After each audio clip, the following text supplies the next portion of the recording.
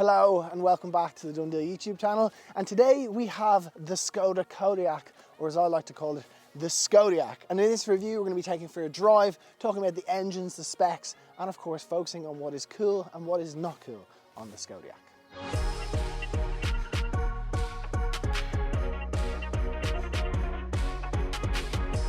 First up, let's talk about specs. Now there is three specifications: Select, Select Plus and Sportline, which we have here. Now Select itself, it starts at a little over 53,000 euros, and that's actually really well spec'd. It comes with lane assist, adaptive cruise control and loads of other really nice creature comforts.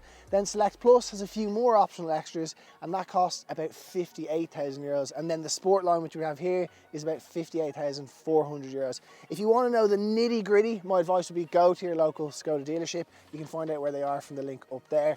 Now let's talk about engines.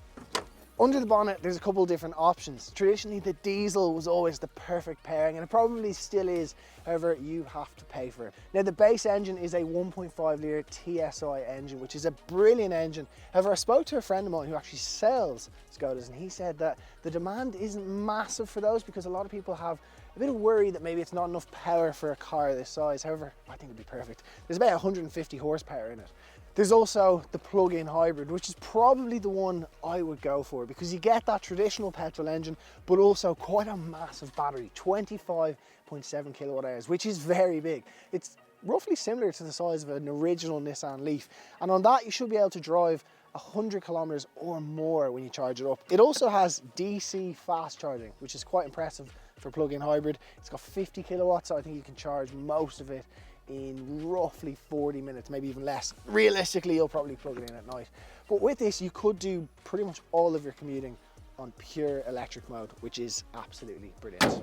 I want to talk about some of the cool and also some of the not so cool things about the Kodiaq, and we're going to start with the ladder.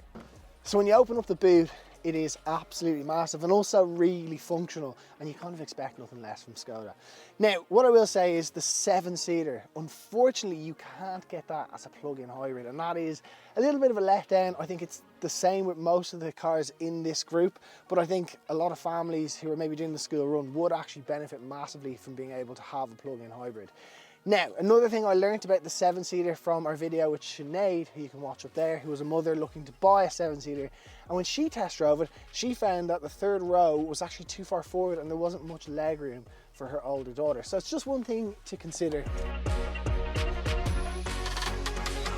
And another thing that I don't necessarily love, but this is probably more subjective to me, is I actually think the older Kodiaq was better looking. I don't know if I'm maybe gone senile or something. However, I will say this race blue is lovely. It's probably the colour I'd go for, and it's about 881 euro as an optional extra. Now let's talk about some of the cool stuff. So come here with me and I'm going to show you. You've probably seen this because everyone shows it in a Skoda, but when they say Skodas are made for Ireland, they really mean it because there is an umbrella in the door. Now that is some Rolls-Royce stuff in a car that costs less than 60 grand. I also love the parking ticket holder. It might be redundant nowadays with apps like Parking Tag, but it's cool to have it. And actually one more thing that I forgot to show you is when you open up the petrol cap, which is electric now, in here you've got an ice scraper. So when they say Skodas are made for Ireland, they really do mean it. A couple more cool things. So in here, you've got these really adaptable drink holders. So if you're a very thirsty person, you can have 4 drinks down there. I also love these buttons here. So with this one, for example, you can change the driving modes, the fan speed and the volume. Over here you go between the temperature and your heated seats. It is just class. And also they've added an extra glove box. You won't get too much in there, but it is just a nice touch. So when it comes to being on the road in the Kodiaq, I actually think around town it's about as big of a car as you'd like. I think some cars are almost too wide and too big for some Irish roads, and particularly for parking spots. Well, this is just about right. In addition to that, it is very easy to drive. It doesn't feel overly massive. This reversing camera works quite well. There's not massive blind spots. It is quite a user-friendly car. On the motorway, the plug-in hybrid, the switch between electric and petrol is so incredibly seamless. You don't notice it. I actually found myself on the M50 the other day just watching how it switched between the two, which was amazing. And if you have a full charge, you can just drive it in fully electric mode. The suspension, generally speaking, is really, really smooth and kind of wafts around the roads. However, I suspect it's because this is the plug-in hybrid. Sometimes if you hit a speed bump a little bit too fast, the rebound on the shock is very fast and very aggressive, and you do kind of feel like, oh, that didn't feel good. So as standard, all cars get lane keep assist and also adaptive cruise control. And I always like to experiment a little bit with what happens when you take your hands off the steering wheel in a very safe way on the motorway.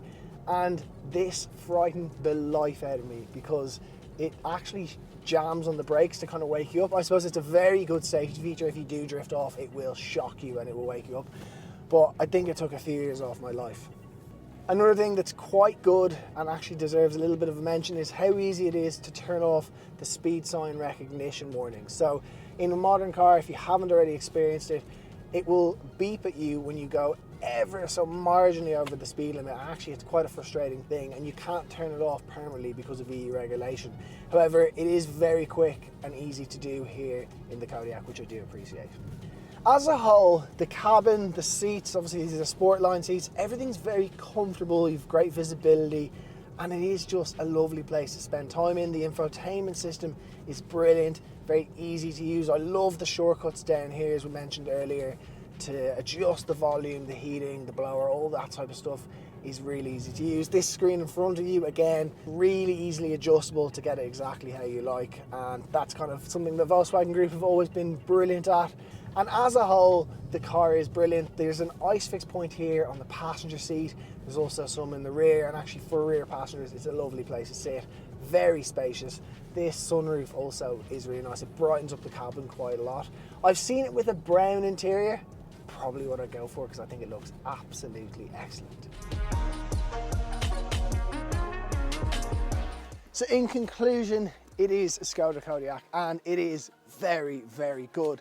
Now personally, I think you're going to need to spend a little over 60,000 euros to get the right one, because realistically you'd like the sport line and you might want the likes of the race blue and maybe a few other things, and then if you want diesel it's going to be more money again. But let me know your thoughts in the comments below. What would you go for, a plug-in hybrid, petrol, diesel? I'd love to know. Now thank you so much for watching this review. If you have enjoyed it, please make sure to leave a comment below. Let us know what cars you'd like to see us review in the near future. But that's it from us for now. Thanks so much for watching.